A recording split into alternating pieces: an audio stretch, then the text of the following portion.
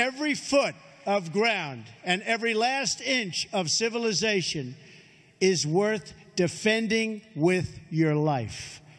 Our own fight for the West does not begin on the battlefield. It begins with our minds, our wills, and our souls. Our freedom, our civilization, and our survival depend on these bonds of history, culture, and memory.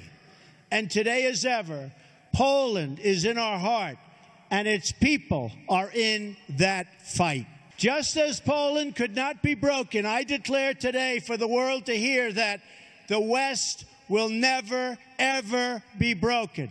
Our values will prevail. Our people will thrive, and our civilization will triumph.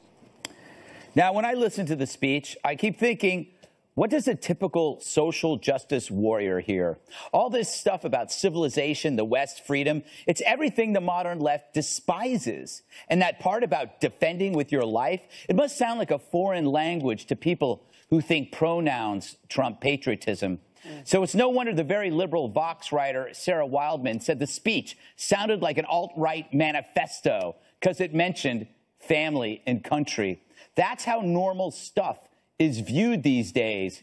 It's got to be weird for leftists to hear a man championing the right to pursue a better life, free from pernicious ideologies that seek to limit freedom, that seek to punish you. It must be hard for the left to hear that when they champion Women's March organizer Linda Sarsour, who says stuff like this. I hope that when we stand up to those who oppress our communities, that Allah accepts from us that as a form of jihad, that we are struggling against tyrants and rulers, not only abroad in the Middle East or in the other side of the world, but here in these United States of America, where you have fascists and white supremacists and Islamophobes reigning in the White House. Yeah. If that's a role model, then all this freedom talk must be sickening. To them, hearing a leader talk about those in the past who died to protect an idea, not an identity, how patriotism matters, not just pigment, I guess that's got to be gross. And to see the Polish cheering this message and this man, a man despised by coddled undergrads who think a nipple ring is an achievement. It must be weird for the ones who slowly realize that maybe this guy makes sense, but they can't admit it because it's Donald Trump. It might not hurt to read his speech in a quiet room, divorced from the voice you think you hate. You might learn that personal freedom is about safe spaces for everyone, not just you. So, Dana, it sounded like an alt-right manifesto. Technically, then all of our ancestors who fought in World War II are alt-right. Right. And it is interesting to look at everybody's different perspective. But I do think a lot on the left had a preconceived notion of what the speech would be, and they were going to say this no matter what the words were. Yeah. So they didn't actually listen to the speech, because at this point, they're beyond listening. They're just wanting to spew it out. But could a typical kid brainwashed in leftist politics even begin to understand this speech? I think you can if you read the script. Yes. I did that. I read the actual text, and it's totally different. This was a celebration of Western civilization. Yeah. It was a warning against encroaching socialism, and it all starts with borders.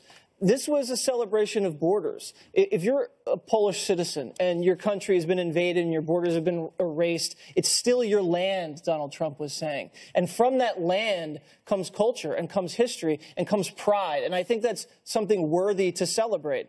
But it was also about freedom and God, which the left hates. And I said this before, he ties in America's arc of history with Poland's arc of history, fighting the Nazis and the communists and all of those oppressive people. But the commonality is the belief in God. Mm-hmm. And I think that's something that's very important. And then he tied it all together and he says, these are the goals of the West.